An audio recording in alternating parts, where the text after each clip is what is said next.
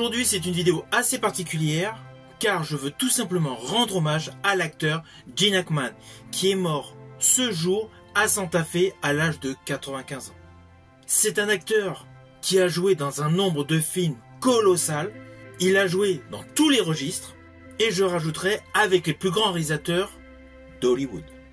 Le règlement ne laisse aucune place à l'interprétation, moins encore à l'intuition, aux sueurs froides, aux rêves prémonitoires, ni aux démons ni aux anges gardiens qui nous entourent. Commandant. Nous savons tous pertinemment quels sont nos ordres et ce que nos ordres impliquent. Ils nous viennent de notre commandant en chef et ne contiennent aucune ambiguïté. Commandant. Monsieur Hunter, j'ai pris une décision. Ce bâtiment est sous mes ordres. Alors ça suffit, la ferme! Naturellement, j'ai énormément de films avec cet acteur incontournable. Acteur qui avait remporté l'Oscar du meilleur acteur en 1972 pour le film de Ray Friedkin, French Connection. I know the deal hasn't gone down. I know it hasn't. I can feel it. I'm dead certain. Last time you're dead certain, we went with a dead cop. All right, let's hit him.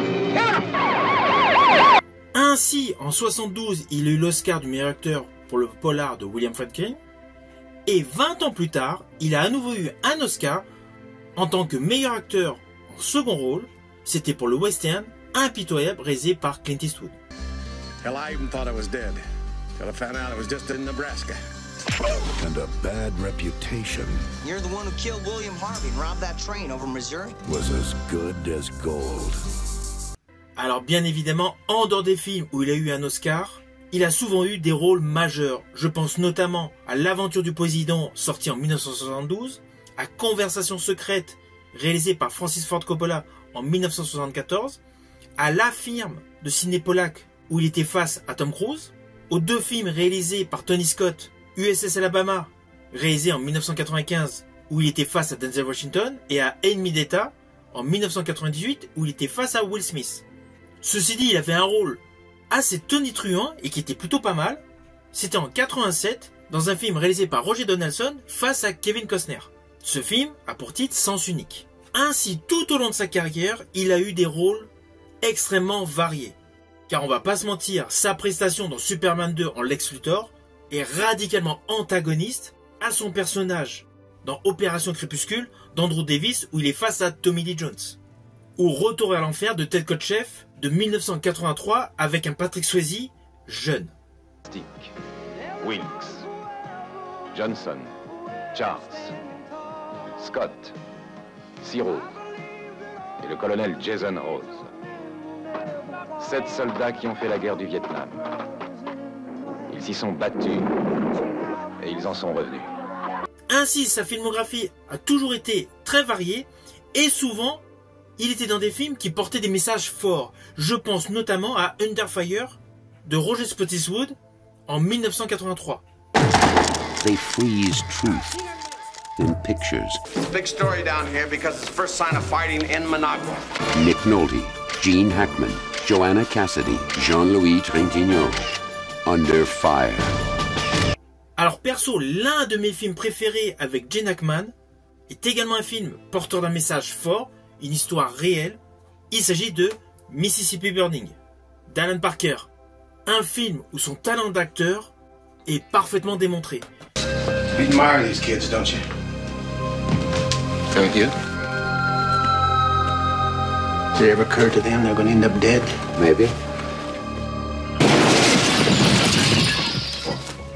Ceci dit, au vu de la quantité de films dans lesquels il a joué, des fois, il a joué dans des films moins bons.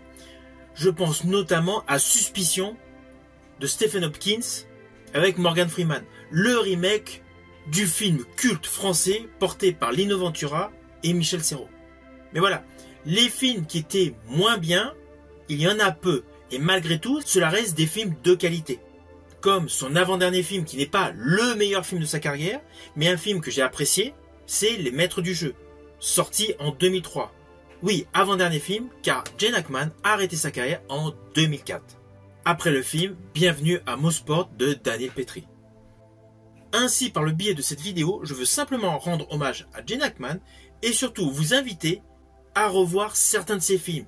Et si tout simplement vous ne le connaissez pas, eh bien je peux vous assurer que sa filmographie, qui est extrêmement dense et étant également extrêmement variée, aura forcément un titre qui collera avec ce que vous préférez au cinéma.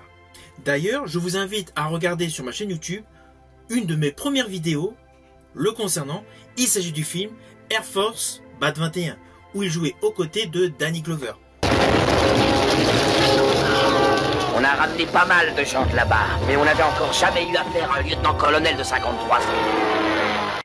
Alors si vous appréciez ce film Air Force Bad 21 mettant en vedette le duo Gene Hackman-Danny Glover, sachez justement que Gene Hackman a joué dans un autre film dans le même registre avec un Owen Wilson qui n'est pas du tout dans la comédie.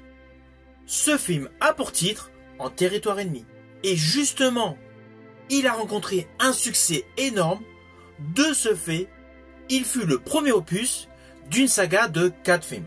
Alors avant de conclure, je tiens quand même à préciser que sur l'ensemble de sa carrière, Gene Hackman restera selon moi la meilleure interprétation du personnage Lex Luthor. Il y a beau avoir plusieurs adaptations cinématographiques de Superman avec un personnage Lex Luthor différent, mais c'est indéniable, que ce soit les prestations pour le cinéma ou pour la télé du personnage Lex Luthor, Gene Hackman restera le Lex Luthor le plus foldingue, le plus criant de vérité. Il avait interprété ce personnage que j'affectionne dans les 3 meilleurs opus de la saga Superman avec Christopher Reeves, Superman 1, Superman 2 et Superman 4. Je vous invite donc tout simplement à découvrir un des films dans lequel a joué Gene Hackman.